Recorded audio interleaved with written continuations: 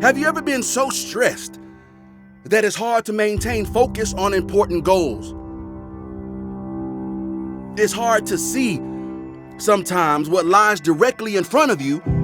It's hard to juggle the many things that life is throwing your way. I remember one point, I was juggling the pressures of doing everything right at a new job, making sure my wife was happy, making sure my children had everything they needed, prioritizing many projects that I had going on at one time, moving from one house to another, preparing for my third child to be born, and trying to maintain focus on my schoolwork so that I don't fall behind. I heard the rapper Eminem once say, "On the surface, he looks calm and ready." And you see, that's exactly how I appear to be to people. I appear to be very cool, very calm, very collected. I appear to have everything under control. People used to tell me all the time, "Wow, you're able to handle things so effortlessly." Or they would say things like, "How do you do it, Torian?" And I would simply smile and say quietly to myself, "If they only knew." So it was obvious to those people that I appeared to handle all of the stress and the demands of life that life presented me with. But little did they know that I was plunging under the pressure, that I was sinking in the sea of stress, that I was dehydrated from being in the desert of demands. There were nights when I didn't sleep a wink, not because I chose to stay up and study, but because there were so many things on my mind that I could not find myself sleep. I don't know if you've ever been that stressed, but I'm talking about a level of stress that in an attempt to remove something from my plate, school became an instant thought. It was too much. There were too many exams. There were too many assignments. There were too many demands, and there were too little time to complete it all in. I felt like rather than growing, I was diminishing, simply fading away. And it seemed that no one cared enough to dig deeper than the basic question of, how do you handle it? At one point, I felt like school was pointless. There was nothing there for me. It was too difficult to maintain good grades. I felt like I could simply rely on my personality and my charm to score a high-paying job. A job that I could get right then and not have to complete multiple years of school to get it. I began to feel entitled, that the world owes me something and that they should take it easy on me if I decided to drop out of school. But then I realized something. I realized that the world didn't care about me, that everyone in the world was too busy chasing their own dreams and chasing their own success to care enough to see if I needed help with mine. I realized that while there are some genuine caring people in this world, everything you go through is a situation you have to deal with.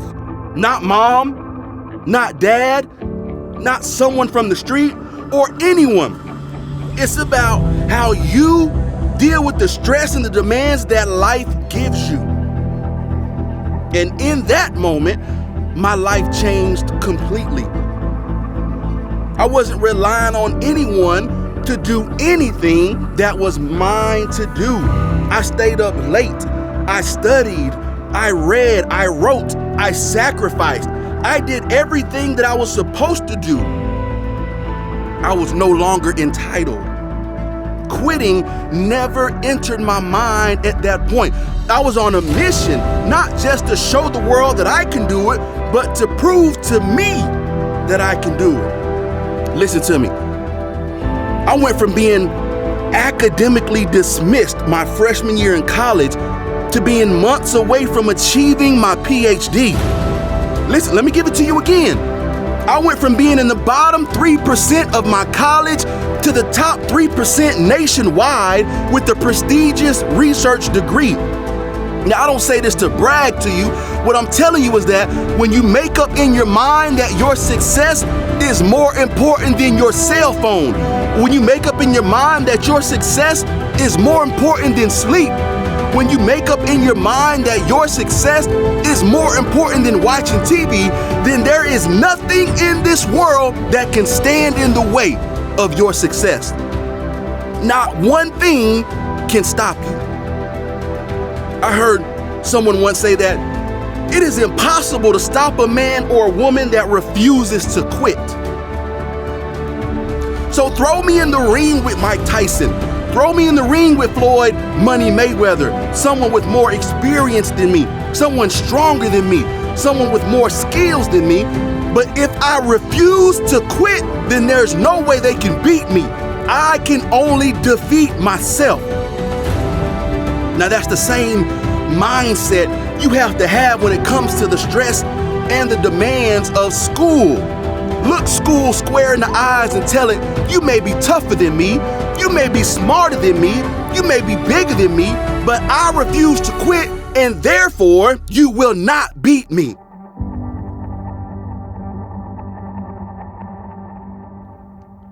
And so let me give you a few things, just a couple of things to consider when it comes to dealing with being in stress or stressful situations and the demands of life. Let me just give you a few things to think about. The first thing is to take time for yourself. Now, what I mean here is that you are the number one priority in your world. If you don't take care of yourself, then you won't be well enough to take care of the things that you have to do. Think about a vehicle. The job of a vehicle is to get you from point A to point B. However, if you don't take care of that vehicle by adding fuel, by checking the oil levels, by changing the tires and etc., then I promise you, eventually it will stop. And that is how your body and your brain works. You got to take care of yourself. Huffington Post writes that taking time to pause from the relentless pace of everyday life and enjoy creative activities that keep you from dwelling on or stressing over school pressures can go far in decreasing your stress levels. The second thing that I need you to understand, watch this. Learn to change your thinking. A philosopher once said that you cannot get stressed out unless you believe your thoughts. He says, all stress is precipitated by stressful thinking. In other words, he's saying, if you constantly think about being stressed, then naturally you're going to become stressed. The moment you begin to stress about not finishing a project or an assignment on time, then your mind will begin to visualize what could or will happen, which can what? Create unnecessary stress. So how do you handle this? Well, by thinking of specific examples that can counter those stressful thoughts. Think of ways that you can create the time needed to finish that project instead of thinking that you'll never have enough time. Because if you change your thinking, watch this, your ways will follow. The mind is one of the most powerful things known to man. That's why you heard the phrase mind over matter. Now, the third thing that I need you to understand is this. Learn to eat your elephant one bite at a time. What I mean is, learn to chunk up your work into smaller, manageable, bite-sized portions. This way, you'll feel less overwhelmed, less stressed, and have less demands placed on you. The best way to do this is by listing the things you have going on, as well as listing the estimated time each one of those things will take. Now, once you're done, what you're left with is a lot of small, easy, manageable tasks instead of one large, daunting task. So learn to eat your elephant one bite at a time. Now, the fourth thing, the last thing that I need you to understand is this. Lower your goals. All right, now stay with me. Lower your goals. Now, what I mean is, I don't want you to become a slacker, or I don't want you to decide that you're not willing to push yourself. What I mean when I say lower your goals is, if you lower your goals, you'll achieve more. So as an example, watch this. Let's say you are a D average student that has the desire to pull up your grades to an A.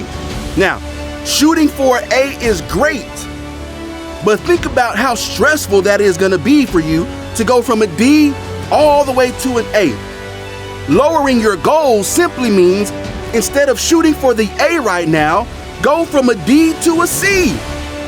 This is a much more realistic goal. Now, once you've earned that C, then go from a C to a B, and then work yourself up to the A. Chris Carr was once quoted by saying, if you don't think your anxiety, depression, sadness, and stress impact your physical health, think again. All of these emotions trigger chemical reactions in your body, which can lead to inflammation and a weakened immune system. So in other words, he says, learn how to cope because there will always be dark days. So don't allow stress to get the best of you, but instead work hard to beat stress. Always, number one, take time for yourself. Number two, learn how to change your thinking. Number three, eat that elephant one bite at a time. And number four, learn to lower your goals just slightly. This is how you can manage and deal with the stress of being a student and having a lot on your plate.